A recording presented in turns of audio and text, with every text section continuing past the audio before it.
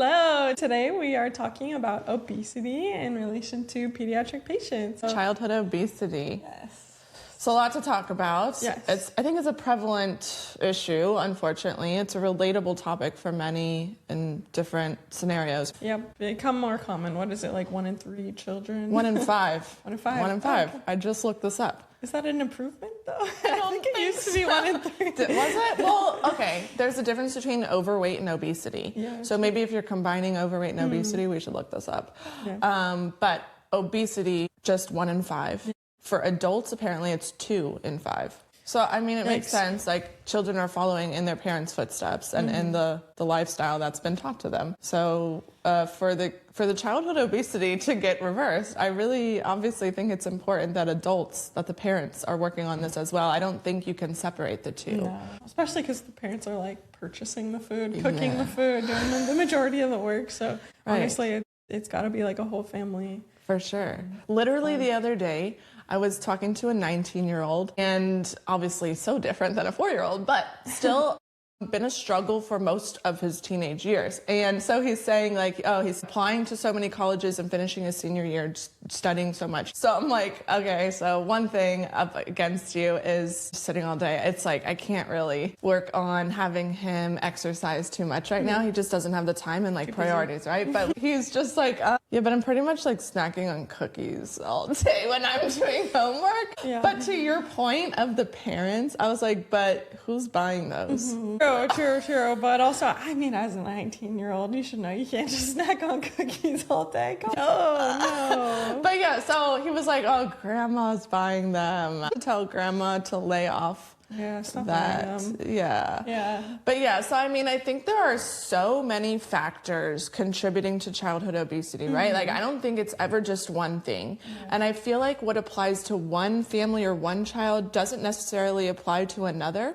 But I also don't think it's so black and white, which we've talked about, right? Of just like, well, they need to eat more fruits and vegetables and they should switch to 2% milk. Like, I don't think that solution has been working over the past couple decades. And so I do think it needs to be individualized, and I think it needs to be looked at holistically, like not just food, meaning your entire lifestyle. So talking about sleep, stress, the home environment, cultural norms, societal norms, all play a part into this, right? Like how a child is handling stress and past traumas, which we've talked about several months ago. But yeah, we'll revisit this today and talk a little bit more in depth about each contributing factor. And like, what can you guys do about it? What do we change today? We always recommend to just try one thing at a time. So you can't just think like, oh my gosh, I'm going to revamp my entire eating behaviors, lifestyle changes, all that at once. So you kind of just have to take it one thing at a time. Agreed. Yeah. Don't feel as the parent that you have to overhaul your entire lifestyle today. Throw out all the cookies, all the candy. I mean, that one hurt, but, Yeah. But one thing at a time. And then also, I think you guys have to really choose when you're going to work on this and dive in. If you're kind of wishy-washy about it, like sometimes we limit cookies and sometimes we don't, and sometimes we have chips and sometimes we're encouraging the kids to go for walks with us and other times we're not. Like the inconsistency really gets you nowhere, to be honest. Like you have to be all in as a family and just like, okay, this is our year. This is our month. 6 months, we're going to focus on this and focus on it. And like, maybe that means during that period of time where you're trying to work on changing your habits, maybe that means like something else isn't focused on. Like maybe we don't sign the kids up for gymnastics right now. Maybe we don't have 3 activities every week that we're going to because it does require time, effort, planning, all the things. I mean, learning new habits, changing your lifestyle requires time and focus. It's not just going to happen as long as your schedule is as crazy busy as it is right now. Like, if you want different results, you have to intentionally choose to do different things in your day to day. Exactly. And like we talked about, doing it as a family. So making goals for your whole family that everyone's going to start doing. We're going to purchase, more healthy fruits and vegetables and keep them readily available at home.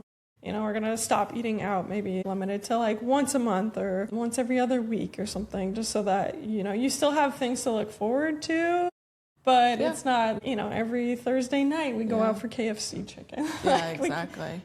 We have to make more of an effort to be able to make those changes as a whole family. Yeah, the other day I had a patient, two patients, they're in the same family, and essentially I didn't even end up talking to the kids. I mean, again, this is a parent's responsibility, to be frank.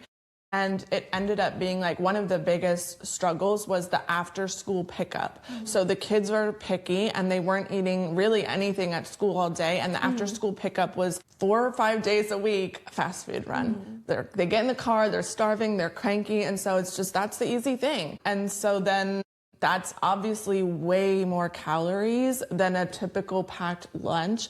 And then we have the issue of it's ultra-processed food. It has way more flavor, like intensely flavored food than homemade food. And then it creates this vicious cycle where now several months later, that's all the kids are asking for and that's what they're craving. And now they stopped eating the stuff that mom's cooking at home and dinners are a nightmare and round we go. And so, yeah, it was just like a blunt conversation with the parents of like, you guys are the problem. And mom totally admitted it. She was like, I know this is my fault. Yeah, and no judgment here, but just like recognizing it and like, you're going to have to put in the work to figure out plan B now. Yeah. Like you're going to have to figure out, okay, ahead of time, what can we have at home to have a filling but not overly doing it type of snack so that they're not cranky. Honestly, the amount of time it takes to go through the drive-thru, you could have made a smoothie. Also expensive, like, oh my God. Yeah, I don't know how families do that. Yeah. So yeah, let's talk about some of the main contributing factors, at least in our experience. I feel like one of them can for sure be cultural, right? Like certain cultures can use food as love.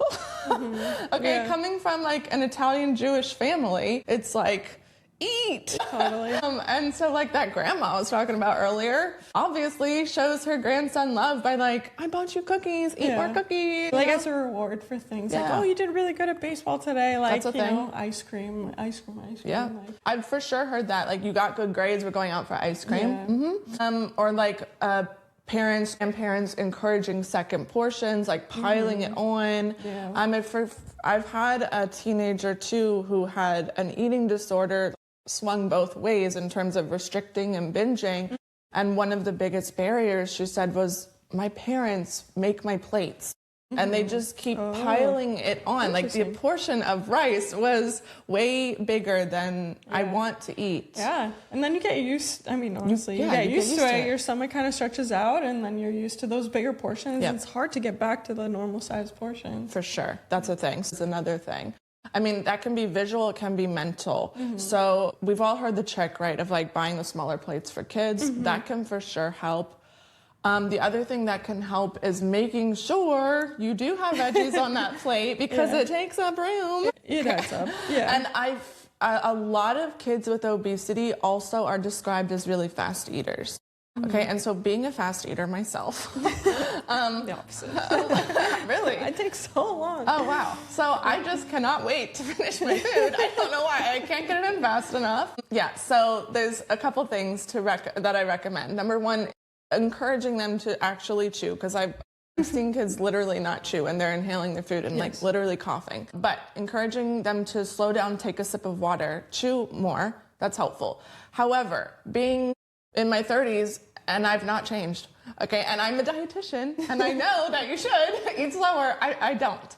So being that type of person, I really recommend waiting 20 to 30 minutes after finishing your plate before you can decide if you really truly are hungry to get seconds. So I usually tell kids, like, it can take up to 30 minutes for your tummy to tell your brain that you ate and that you're full and you're good. So give yourself that time and that rest. Ideally, y'all should be eating together as a family at the table. And so I would just use that time to have more conversation. Just don't talk about the fact that, no, you can't have seconds. Just distract them. Just redirect to like, tell me the funniest thing that happened to you today. Tell me about that weird kid that you always talk about in math class, you know, like anything. So get them talking, get them engaged, get them focused on anything else Yeah, because I mean, even after the 20 minutes, they might just be like over it, and they're, either not hungry, or they just want to go play, or go do something, or they forgot. Exactly. The distraction really helps. I will say from experience, usually after parents are consistent with this for about 3 months, kids stop asking for seconds. So a couple of things, like they got used to the smaller portions, because for sure that's a physical thing your body needs time to get used to, feeling fine with less food in you. So there's a difference, right, between feeling good and satisfied and like stuffed. I can't fit any more in me. Like Thanksgiving full or regular full. Cute the hunger scale. Yeah, exactly. So yeah, that's a thing. I could go on and on about this. There's a lot more I can say about that, but other factors as to why kids overeat.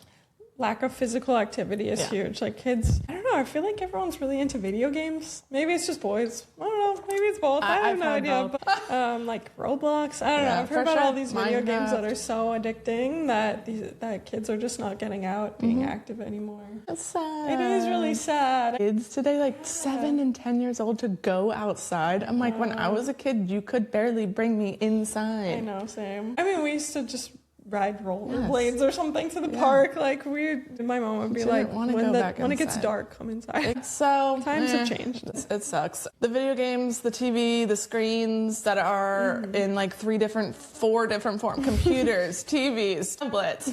It's like I have some patients that have 2 screens plus going on. Like they have their tablet or their phone and then the TV. Like a day trader. Multiple screens. It's so bad. Yeah. So, I mean, especially for kids with ADD, I really recommend screen-free weeks. If it's a school day, no screens. Definitely when eating. I mean, like that is the biggest thing because, you can overeat so quickly just because you're so like entranced in whatever you're watching. You're not focusing on anything. Yeah. So the physical activity needs to be a norm from the beginning. I also just am really not a fan of introducing video games to then put limits on it, to be like, here you go. I'm excited to give this to you. But you can barely ever play this. Yeah, exactly. That's so confusing. You have too many rules. Then the parents start complaining to me about how much time he spends playing video games. I'm like, dude, who bought these? Why did you buy them? True. I mean, social media is like essentially the same thing as far as like just giving a kid a phone. Like they have access to everything in the world at their fingertips, and it's so addicting. You just lose so much time doom scrolling. Yeah. I put a 1 hour limit on my social media the other day because I'm like, I mean, that's a really good idea. Like setting a timer and being like, I'm gonna, peruse for 20 minutes and then, like take a break and do but something. If you can't make yourself take a break, you put a timer on it.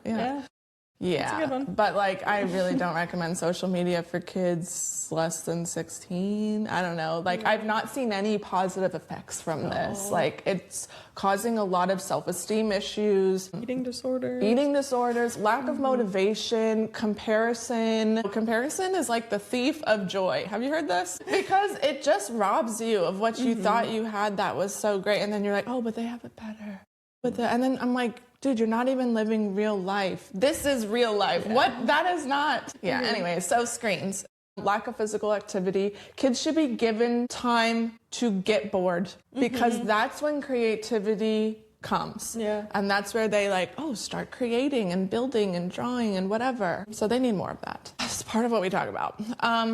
Emotional reasons, right? Like we've talked about a few times, how kids can emotionally eat just the same as us. It's a big factor. And then that can, because of their stress and their trauma, that can affect their sleep, which then affects their cravings, which round and round we go, right? Yeah, exactly. It could be a variety of things. It could be stress from school or like parents fighting, like, any kind of anxiety. It's going to affect their intake. And just emotional eating, like you said, is just such a hard habit to break. Like we all have experienced it at some point in time, like with alcohol or sweets or something. But it's I mean, that's the time, like at some point you may need to consult an expert. We're not just saying just us, but like a therapist, because sometimes it could be more so than just like, oh, my kid just like eats in front of the TV or eats when he's sad or something. It could be more than that. For sure. Definitely keep that in mind. Oh yeah, because I feel like it's almost unfair to restrict your kids' eating when you're not working on meeting their emotional needs, if that's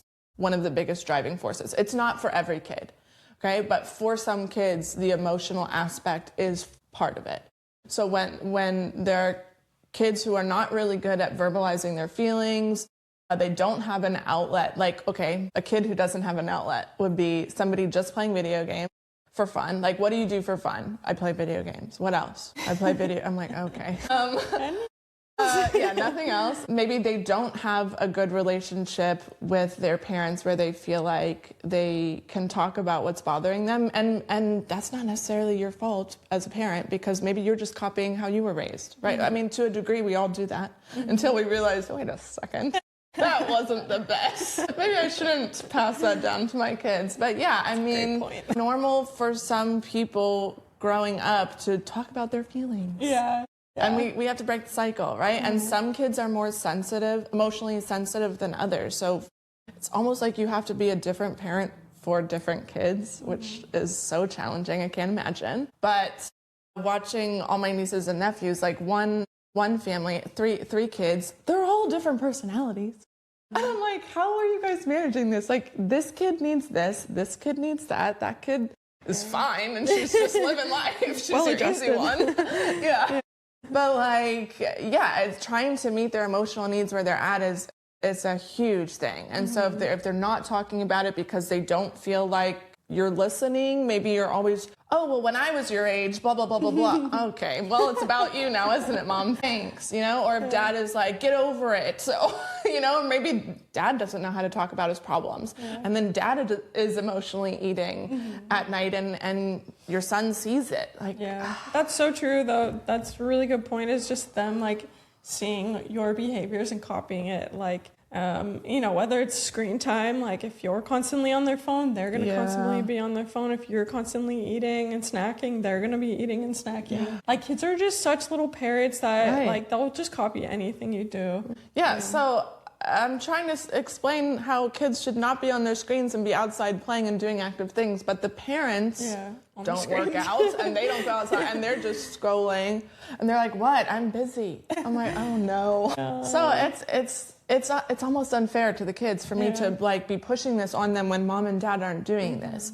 And it's an uphill battle, and it's almost like, come to me when you've grown up and moved out, because then you'll be able to have a good chance of doing this, and you don't have this influence all around you pushing you to do the exact opposite of what I'm trying to tell you need to do. Yeah, it's a lead by example. If you as a whole want to make changes with your entire family, it starts from the top down, right? It's Mom, Dad got to figure their stuff out and then model good behaviors for the children, which includes buying, processed foods and keeping junk food in the house, like not taking them out for In-N-Out burger every day. Like, you really just have to make changes and like make a conscious effort to jump in and make those changes. Yeah. It doesn't have to just be like, new year, new me. Like, you can start it on a Tuesday. Like, it doesn't matter. Start it whenever. Yeah, it's true.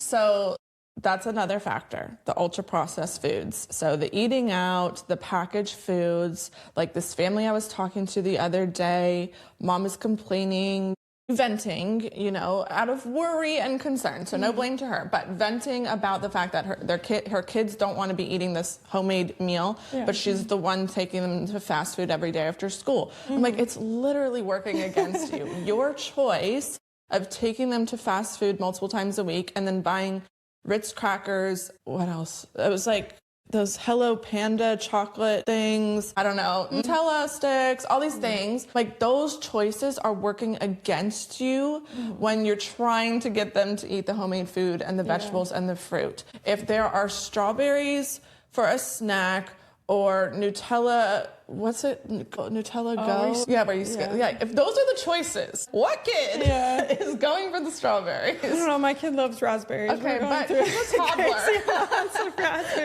He's a toddler, but okay, let's say an 11-year-old, and you're like, either some Ritz crackers, hot Cheetos, hot Cheetos, Takis. How come you don't eat your fruits and vegetables? I'm like, dude, you bought like all these other things, so it works against you. It's multifactorial. It affects your cravings, it affects your preferences, and also Anything really with high fructose corn syrup decreases like how full you feel. Not only that, but there was some like video I watched about hot Cheetos, or just no, Cheetos in general, like how they crunch and melt in your mouth. Like the melting, so much food science goes into making ultra processed foods. The melting factor reduces how many times you have to chew, which decreases how full you feel. You can eat them faster. Yeah. So I'm like, so then you end up eating more because you don't feel as full with a certain amount. It's a vicious cycle. It's probably designed that way. 100% designed that way. They're like, how do we make people eat more of this food? Because this is a business like anything. You know, I don't blame the people making hot Cheetos, but the people that are buying them, guys, you should stop. You should read the ingredients and realize all the MSG, not just that, but preservatives, artificial colors, all these things are affecting your kids' preferences. And shocker, now they don't want the cucumbers and the broccoli. And just sugar in general, right? Yep. Like, doesn't it, you know, it makes you want to keep eating. You know, it really affects like your palate and your desire to choose less sugar. Yeah, the more you have it, the more you want it. So not only that, but just sugar is not just in sweets. It's not just in a cookie today. It's not just in ice cream or Skittles. It can be found in the peanut butter, the jelly, and the bread that you use to make your kids' PBJ.